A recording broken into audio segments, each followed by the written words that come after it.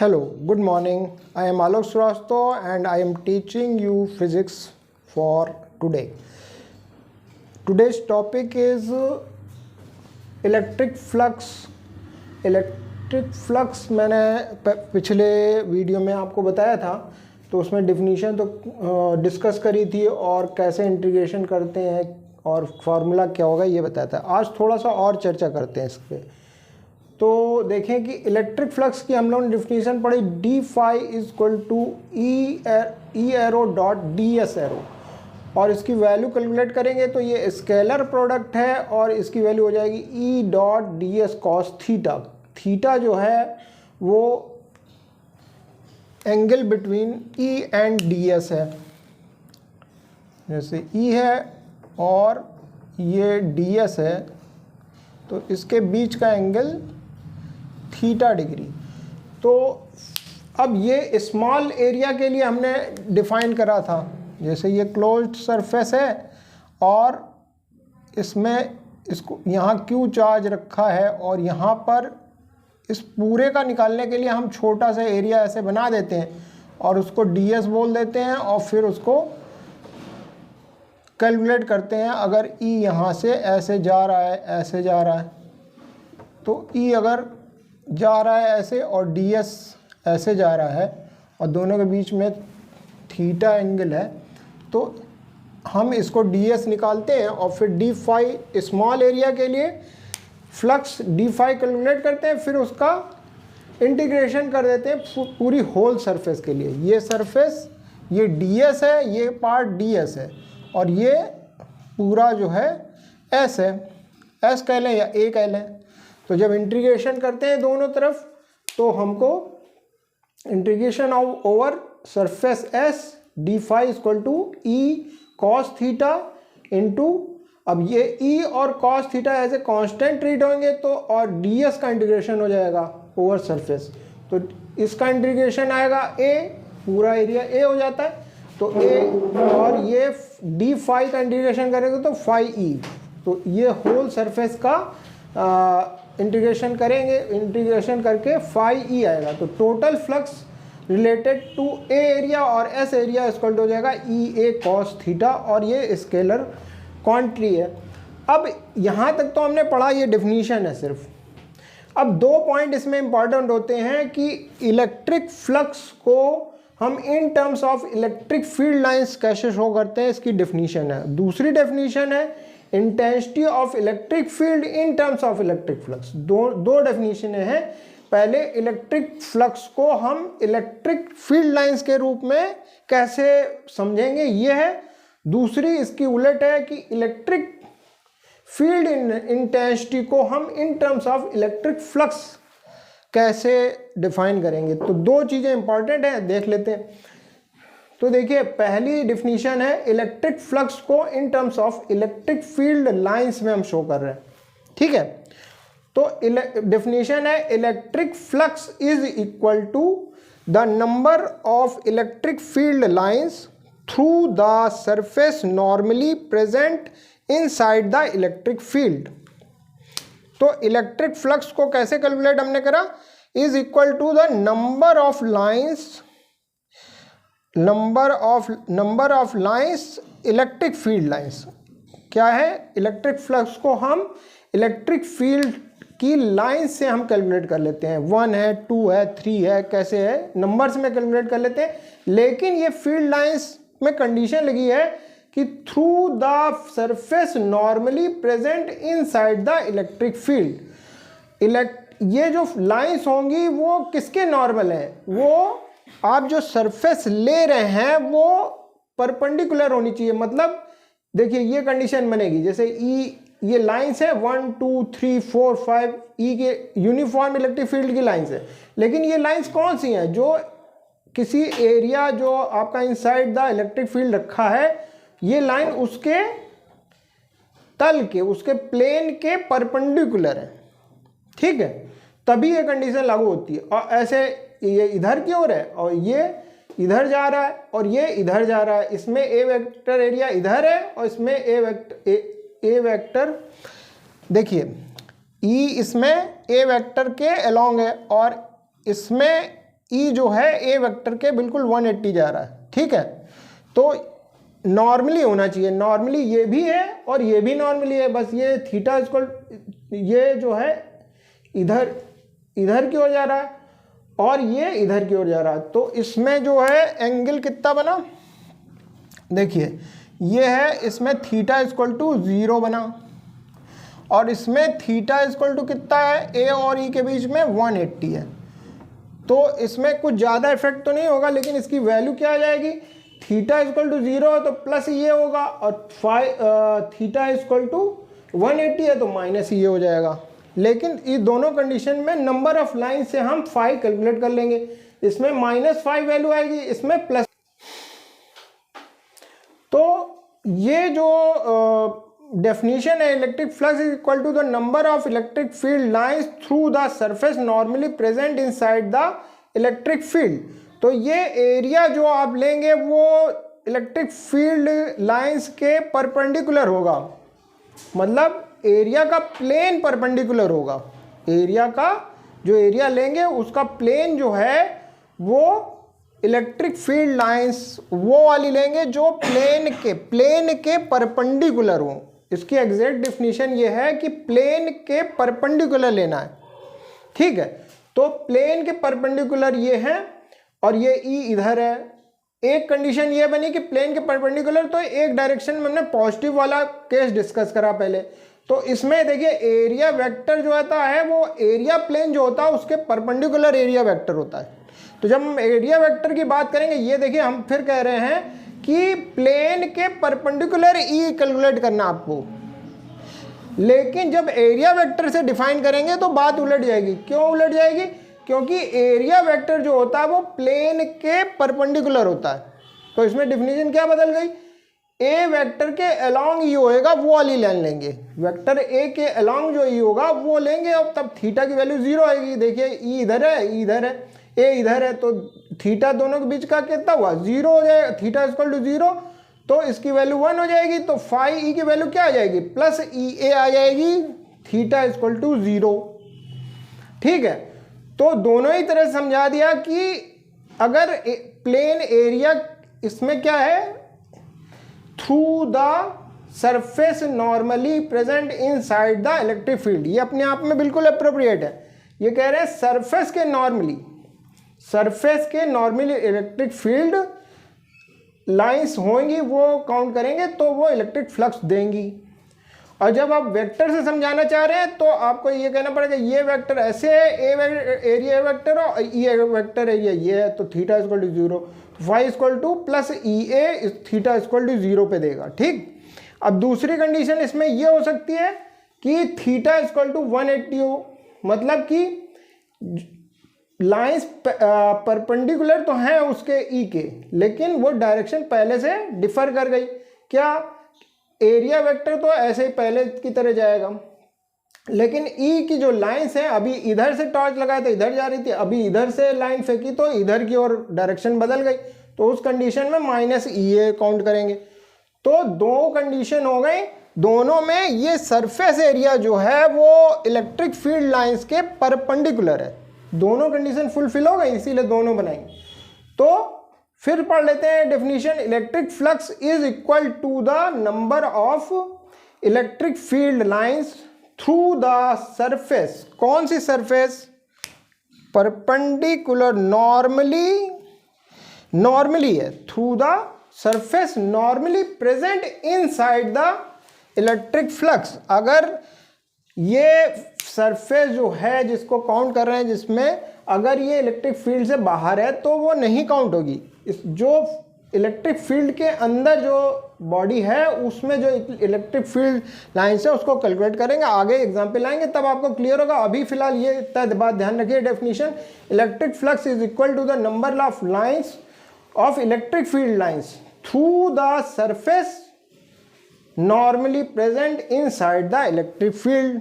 तो दो कंडीशन, अब ये तो समझ में आ गया, लेकिन दो कंडीशन है, एक तो जब थीटा इक्वल टू 0 है और एक थीटा इक्वल टू 180 है, दोनों पहले कंडीशन में प्लस ये हो जाएगा, दूसरी कंडीशन में माइनस ये हो जाएगा, ठीक है। तो इतना हो गया। अब ये डेफिनेशन कंप्लीट हो गई। अब थोड़ा सा इसको कैलकुलेशन देखते हैं कि थीटा की वैल्यू वेरी करती है तो होता क्या। देखिए मतलब इस फार्मूले में थीटा की डिफरेंट वैल्यूज़ के लिए क्या क्या वैल्यूज़ कैसे कैसे कन्वर्ट करते हैं। फाई ई इक्वल टू होता है E dot A cos theta. तो अगर theta equal to less than 90 है तो इसकी वैल्यू क्या होगी, थीटा लेस देन 90 है, 0 और 90 के बीच में अगर थीटा है मतलब इन दोनों के बीच का एंगल 0 और 90 के बीच 90 डिग्री, 0 और 90 डिग्री पे वेरी कर रहा है ऐसे ऐसे जाके इधर तक, तो इधर से इधर तक की थीटा की वैल्यू के लिए ये फाई ई क्या होगा, पॉजिटिव होएगा। और जब थीटा इक्वल टू 90 हो जाएगा, जब वो थीटा 90 डिग्री इन दोनों के बीच का एंगल 90 हो जाएगा तो फाई की वैल्यू क्या हो जाएगी, 0 हो जाएगी। ठीक है। और जब थीटा ऐसे हो जाएगा मतलब थीटा 90 से और 90 और 180 के बीच का होगा, जैसे 120, 130, 145, तो फिर निगेटिव वैल्यू आ जाएगी। और जैसे ही थीटा 180 होएगा वैसे वैल्यू -1 होती है कॉस थीटा की, तो कॉस थीटा -1 हो जाएगा तो वैल्यू हो जाएगी -e। और थीटा इक्वल टू 0 पे क्या वैल्यू होगी, अगर दोनों अलाउंग है, ई ds की डायरेक्शन, ds ई की डायरेक्शन में हो तो थीटा इक्वल टू 0 होगा, तब ई हो जाएगी वैल्यू, क्योंकि कॉस थीटा इक्वल टू 0 जो है वो 1 वैल्यू देगा तो ई हो जाएगी। ये मैक्सिमम पोजीशन है, इसमें मैक्सिमम फ्लक्स मिलेगा। मतलब कि ये थीटा इक्वल टू 0 वाली कंडीशन बहुत इंपॉर्टेंट है, इसी कंडीशन से हम निकालते हैं सारी चीज़ें। तो देखिए इस कंडीशन में ये क्या हो रहा है, ऐसे ए वेक्टर है और ये ई वेक्टर है, थीटा इक्वल टू 0 है। तो ये कंडीशन फिगर अगर आप खींचेंगे तो क्या होगा, ऐसे एरिया है ये, तो ये कंडीशन है, ये कंडीशन है, ये ई है और ये एरिया वेक्टर, ये तो ए है, नॉर्मली प्रेजेंट है, नॉर्मल है, इसके नॉर्मल जा रहा है, ये नॉर्मल जा रहा है। और यहाँ पर ए वेक्टर जो है वो इस तरह से होगा, इसको एन वेक्टर अगर बोलें, ऐसे यूनिट वेक्टर एरिया वेक्टर बोलते हैं। एरिया वेक्टर ऐसे जाएगा, कैसे जाएगा, ऐसे जाएगा, एरिया वेक्टर अलोंग ई रहेगा। ठीक है। तो थीटा इक्वल टू 0 में मैक्सिमम फ्लक्स मिलता है और ई ए के बराबर हो जाता है।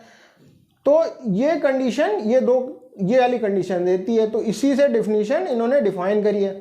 तो अगर अब देखिए ये अभी डिफिनीशन इतनी समझिए, electric flux is equal to the number of electric field lines through the surface normally present inside the field.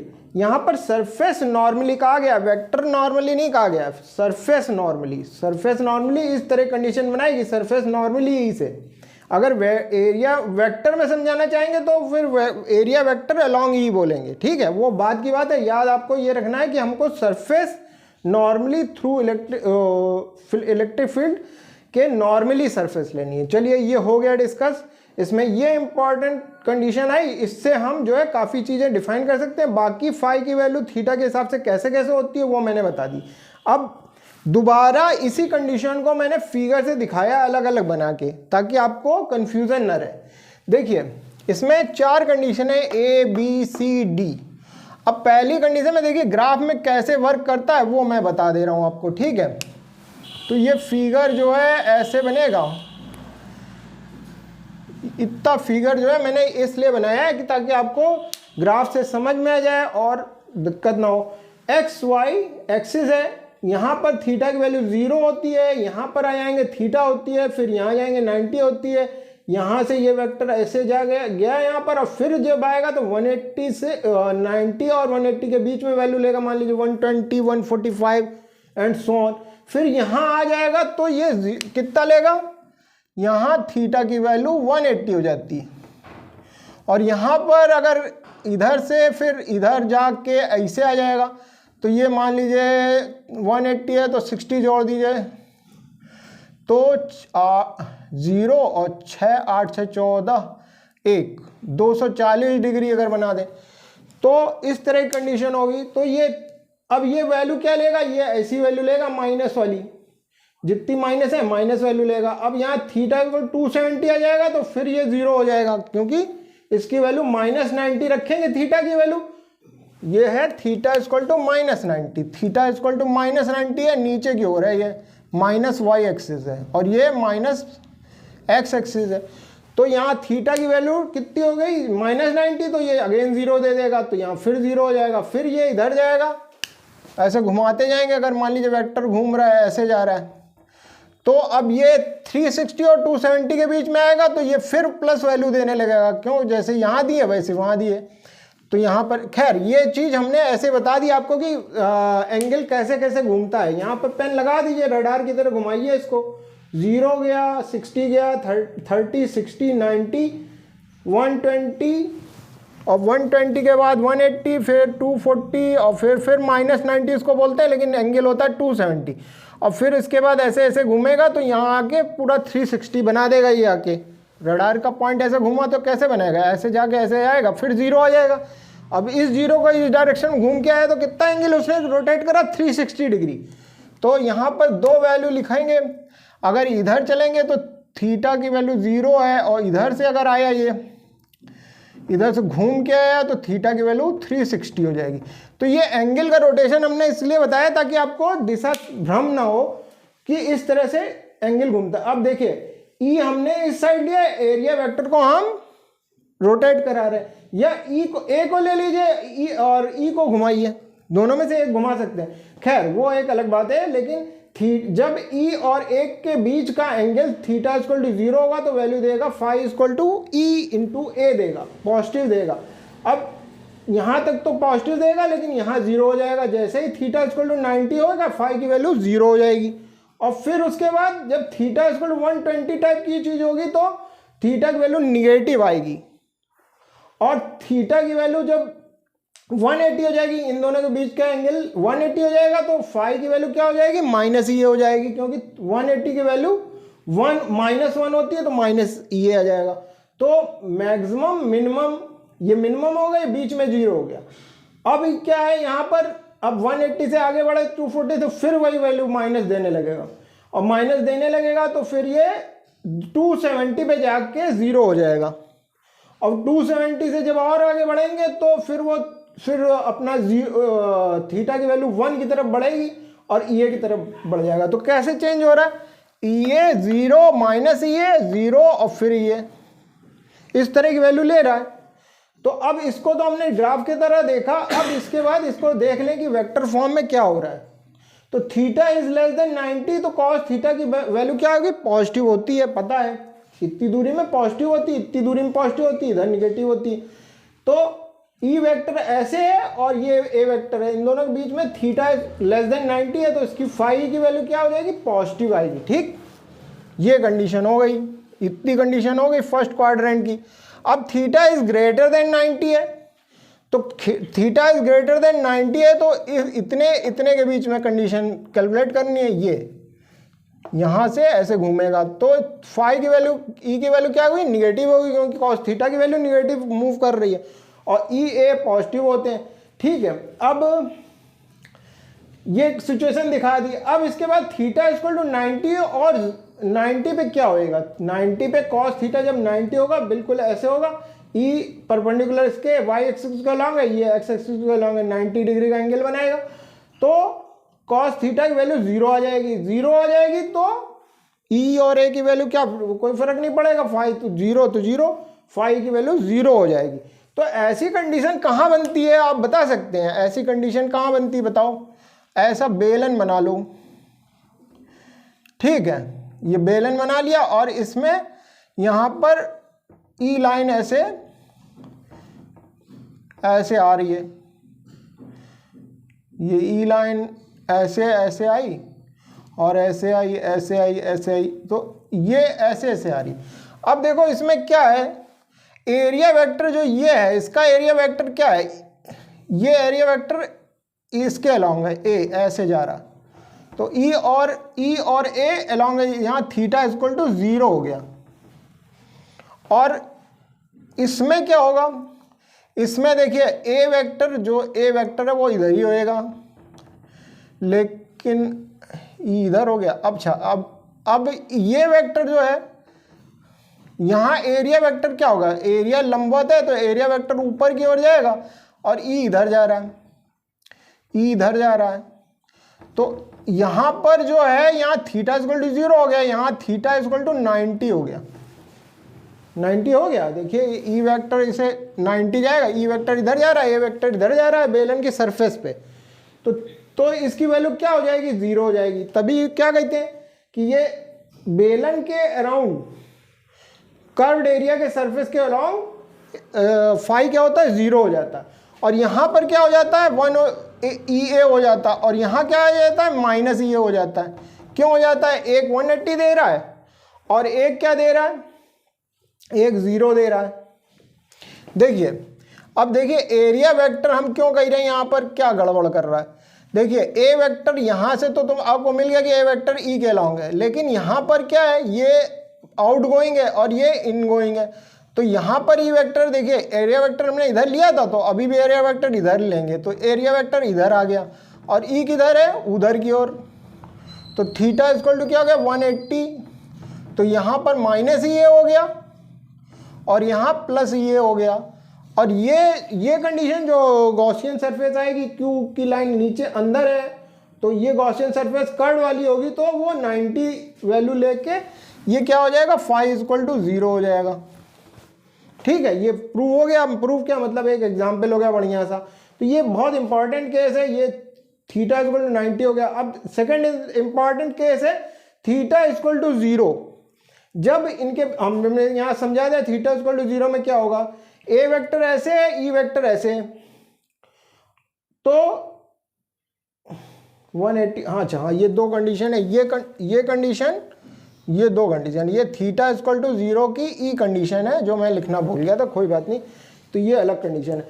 Theta equal to 0 ये वाली कंडीशन है, तो इसमें क्या होगा, कॉस थीटा की वैल्यू 1 हो जाएगी, phi E equal to maximum हो जाएगा ई डॉट ए, ई इंटू ए हो जाएगा। ठीक है, अब पांचवी कंडीशन ई है, तो उसमें ये वाली कंडीशन है, क्योंकि एरिया जो होता है वो आउट गोइंग वाला एरिया लेते हैं ज़्यादातर, कन्वेंशन है, बताया था। ठीक है, तो थीटा इक्वल टू 180 यहाँ दे रहा है, तो कैसे सिचुएशन बनेगी, ई इधर भाग रहा है, ए इधर भाग रहा है, बीच में एंगल 180 का है, तो वैल्यू कितनी हो जाएगी कॉस थीटा की, -1 हो जाएगी, और ई मिनिमम हो जाएगा, मैक्सिमम +1 ई ए होगा, और ये मिनिमम हो जाएगा, माइनस ई हो जाएगा। तो ये कंडीशन जो थी, ये आपका जब सवाल करेंगे तब आपको समझ में आएगा ये। ठीक है, अभी मैंने ये बता दिया, ऐसे वेक्टर फॉर्म में दिखा दिया। अब हम लोग आते हैं कि जो इतनी देर से डिस्कस कर रहे हैं, काहे के लिए डिस्कस कर रहे हैं, समझ में नहीं आ रहा, कितना लंबा डिस्कशन जाएगा। खैर, ये सब बताना है इसलिए कि आपको ये बात पूरी समझ में आ जाए कि चक्कर क्या है, कि electric flux equal to the number of electric field lines through the surface normal present inside the electric field.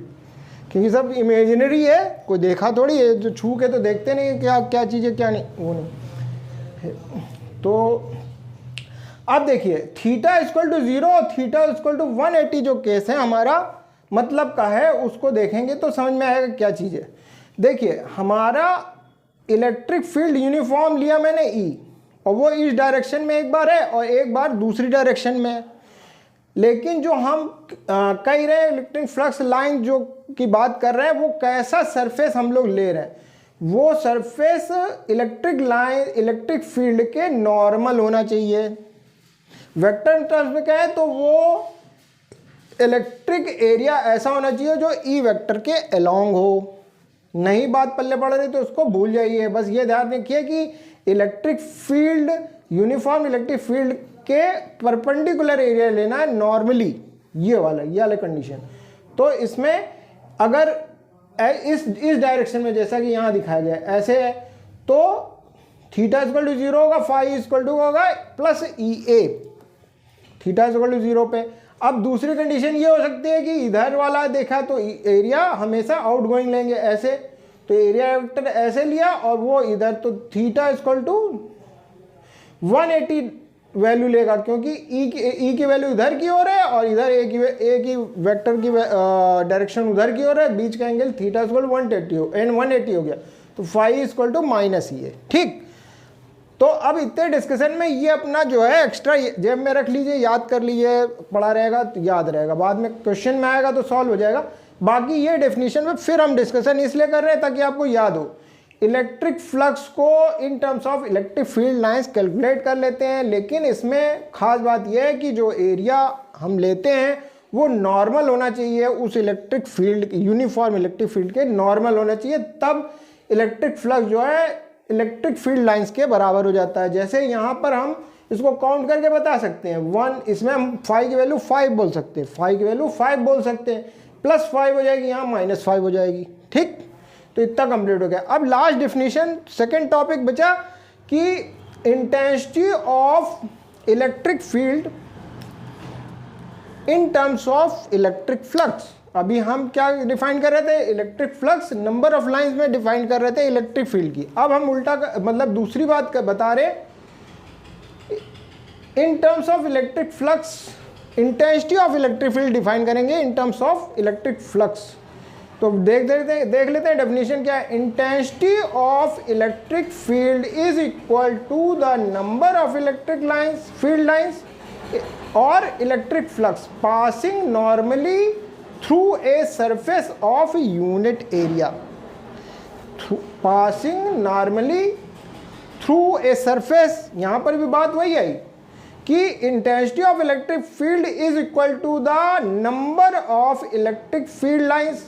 ये तो हमने लिख दिया, इलेक्ट्रिक फील्ड लाइंस को ही इलेक्ट्रिक फ्लक्स बोलते हैं, तो ये भूल जाए क्योंकि हमने लिखा है इलेक्ट्रिक फील्ड को हम इलेक्ट्रिक फ्लक्स के रूप में हम डिनोट करने जा रहे हैं। तो हाईलाइट आप इसको करिए, किसको, इसको करिए। ये हमने लिख दिया बाय डेफिनेशन होती है, ठीक है, लेकिन ये बात ध्यान में रखनी है। तो electric field intensity equal to होती है इलेक्ट्रिक फ्लक्स के, इलेक्ट्रिक फ्लक्स के इक्वल होती है। कब होती है, passing normally through a surface, जब सरफेस एरिया इलेक्ट्रिक फील्ड के या इलेक्ट्रिक फ्लक्स के इलेक्ट्रिक फील्ड लाइंस के परपेंडिकुलर हो, वही कंडीशन, ये और ये कंडीशन। ठीक, तो यहां तक तो दोनों मैच कर रहे हैं, इसमें भी यही कहा जा रहा था, उसमें भी यही कहा जा रहा। अब अंतर क्या है, through a surface of unit area, जब एरिया आप 1 मीटर स्क्वायर लेंगे या 1 सेंटीमीटर ऐसे का स्क्वायर लेंगे, इस तरह की 1 यूनिट लेंगे, तब जो है electric field intensity electric flux के बराबर हो जाएगी। तो ये तो डेफिनेशन थी, लेकिन ये डेफिनेशन आई कहाँ से, ये डेफिनेशन यहां से आई। देखिए इस फार्मूले में area equal to 1 metre square ले लीजिए और कॉस थीटा की वैल्यू 90 ले लीजिए, तो क्या हो जाएगा, इसकी वैल्यू 1, कॉस थीटा की वैल्यू 1 हो जाएगी, ए की वैल्यू 1 आ जाएगी, तो फाई ई इक्वल टू क्या हो जाएगा, ई आ जाएगा। तो ये और इसको उलट के लिखेंगे ई इक्वल टू फाई, तो वही डेफिनेशन हो गई। तो डेफिनेशन जो ये फार्मूले की डेफिनेशन यही है, electric field intensity of electric field E is equal to the number of electric field lines और electric flux, E equal to phi E, तो बराबर हो गया, इलेक्ट्रिक फ्लक्स के बराबर हो गया, electric field intensity electric flux के बराबर हो गई। अब कंडीशन बतानी है, passing normally through a surface theta equal to 90, normal हो गया surface of unit area A equal to 1, हो गई डेफिनेशन कंप्लीट। तो इसको याद रखना है अपनी नॉलेज के लिए, बाद में न्यूमेरिकल में आसानी रहेगी। तो ये डेफिनेशन हमारी कंप्लीट हो गई। अब इसमें माथापच्ची ज़्यादा नहीं करनी है, बस 2 डेफिनेशन याद रखिए, ये याद रखिए और दोनों को याद रखिए कि ई जो है फ्लक्स के रूप में डिनोट हो सकता है और intensity of electric field electric flux के दोनों वाइस वर्सा यूज हो सकते हैं। ध्यान कंडीशन रखनी है कि सरफेस नॉर्मली होने चाहिए और इसमें क्या होना चाहिए, यूनिट एरिया, तो ई इक्वल टू फाई हो जाएगा। तो अब इसमें जैसे ई पूछा जाएगा 1 2 3 5 1 2 3 5 करके वो जो है इलेक्ट्रिक फ्लक्स कैलकुलेट कर सकते हैं, वो उसमें आएगा, वो न्यूमेरिकल्स में होते हैं 1 2 3 बोले 10,000 15,000 लाइंस आ रही हैं, ऐसे तमाम सारे एग्जाम्पल्स हैं। तो यहाँ तक कंप्लीट हो गया। अब हमारी छोटी सी बात रह गई है कि जब हमने इतना पढ़ा है तो यूनिट ऑफ इलेक्ट्रिक फ्लक्स और डायमेंशन क्या होगी। सिंपल है, देखिए यूनिट ऑफ इलेक्ट्रिक फ्लक्स जो होती है, याद कर लीजिए, फार्मूले से निकल भी आती है, न्यूटन मीटर स्क्वायर पर कूलाम। ठीक। और या तो आप न्यूटन मीटर स्क्वायर और सी इनवर्स कह दीजिए, या तो वोल्ट मीटर कह दीजिए। तो न्यूटन मीटर बटे coulomb, newton meter upon coulomb, या फिर वोल्ट मीटर कह दीजिए। तो ये तो याद करने की चीज हो गई। अब इसका डायमेंशन हम काउंट करेंगे। कैसे डायमेंशन निकालते हैं? तो फार्मूले से डायमेंशन निकालते हैं। Phi equal to E A cos theta, और एफ ई जो होता है एफ अपॉन क्यू होता है, मालूम है, F upon Q field electric force on Q F upon Q होता है, और डॉट ए कॉस थीटा। तो ऐसे ही बनाए रखा भैया। उसको और सॉल्व करा तो एफ अपॉन क्यू की जगह क्या होता है? कूलाम होता है। क्यू की वैल्यू क्या होती है? आवेश की वैल्यू क्या होती है? I into T. तो I into T, Q equal to I T होता है। तो आई एम्पेयर हो गया, टी सेकेंड हो गया। तो ये इसका एफ अपॉन आई टी आ गया into area into cos theta. Cos theta constant है, एरिया की वैल्यू क्या हो गई? एल स्क्वायर हो गई। अब हम अपने डायमेंशन लिख देते हैं।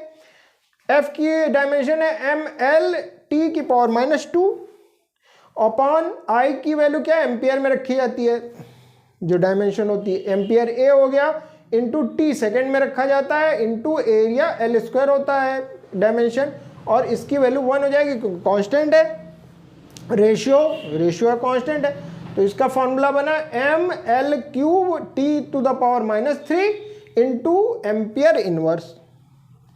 तो ये डायमेंशन हो गई। ठीक है, तो आई होप आप लोग को कुछ समझ में आया होगा।